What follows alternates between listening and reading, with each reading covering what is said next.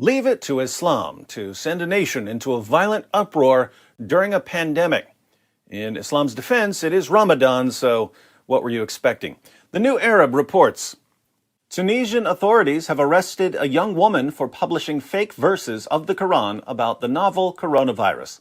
Amna al-Sharqi will be investigated by the Tunisian public prosecution, al-Bashir reported, for posting a text on her Facebook page entitled Surah Corona.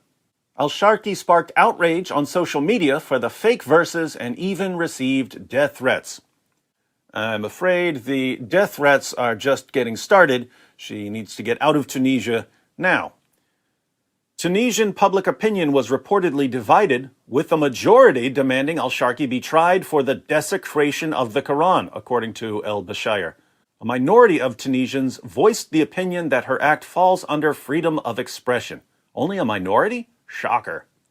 Al-Sharqi confirmed that she had received death threats for writing the text. She said on Facebook that what she had published was not a distortion of the Quran, stressing that it did not include the word God or religion. The Quran is considered by Muslims to be the word of God, and any revision or addition to the text is considered sacrilegious by most followers.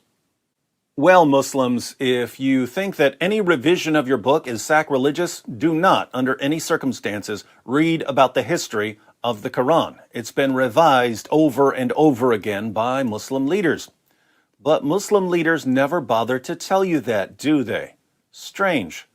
Let's check out the offending verses.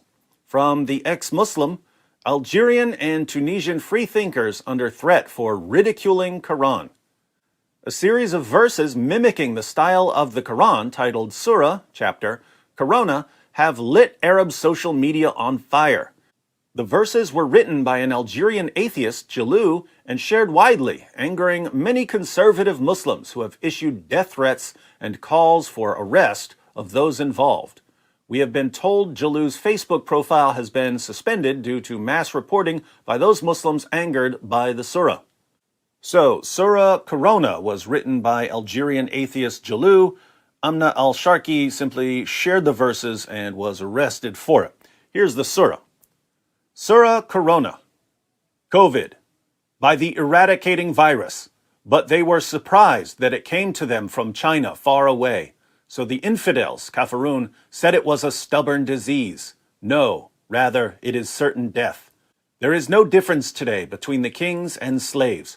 So hold on to science and abandon traditions, and don't go out to buy wheat. And stay home, for it is a strong scourge. And wash your hands with new soap.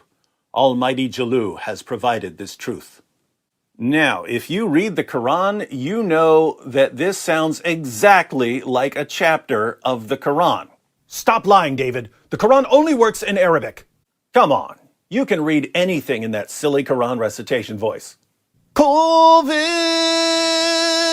by the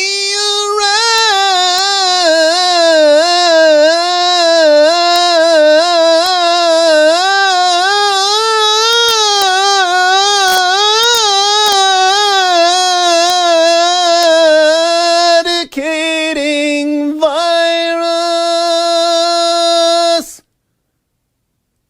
Wow, I guess it does sound like the Quran. Three things to keep in mind with this story. First, the Quran's main argument for its divine inspiration is what I call the argument from literary excellence. The Quran challenges unbelievers to produce something like the Quran. For instance, here's the challenge in Surah 2, verse 23. And if you are in doubt as to that which we have revealed to our servant, then produce a chapter like it, and call on your witnesses besides Allah, if you are truthful. That's the challenge. Produce a chapter like it. But if you write a chapter like it, Muslims have you arrested and threaten to chop your head off. So, if you want to prove that our religion is false, produce a chapter like a chapter of the Quran. By the way, if you do, you're dead. What an amazing religion. Second, this has been going on for 14 centuries. When Muhammad was delivering his revelations in Mecca, a man named al-Nadr ibn al-Harith would follow him around.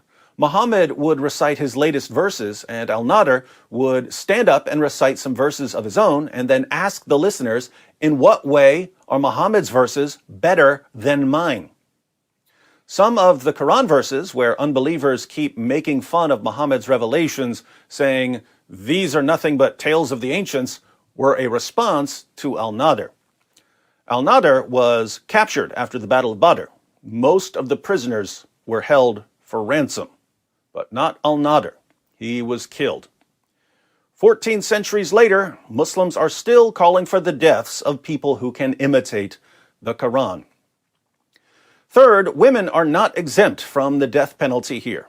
When Muhammad took Mecca, he gave his followers a list of people who were to be killed even if they were found hiding beneath the curtains of the Kaaba. Let's read about 3 of them in Ibn Ishaq, pages 550 to 551. Another was Abdullah ibn Qatl of Banu Taym ibn Ghalib. He had become a Muslim, and the apostle sent him to collect the poor tax in company with one of the Ansar. He had with him a freed slave who served him. He was a Muslim. When they halted, he ordered the latter to kill a goat for him and prepare some food and went to sleep. When he woke up, the man had done nothing, so he attacked and killed him and apostatized. He had 2 singing girls, Fartana and her friend, who used to sing satirical songs about the apostle, so he ordered that they should be killed with him. Think about this. Abdullah killed someone and apostatized, so Muhammad ordered his followers to kill him. They found him clinging to the curtains of the Kaaba, and they ripped open his belly. But Muhammad also issued a death sentence for the 2 singing girls, and all they did was sing satirical songs about him. Why are Muslims today saying that a young woman should be put to death for sharing a surah that imitates the style of the Quran? They're just following the example of their prophet. Why? Because the Quran orders them to follow the example of their prophet. Islam is the religion of perpetual tantrums, thrown in defense of a book of religious gibberish and a prophet of multiple psychological disorders. Coronavirus, meet coronavirus.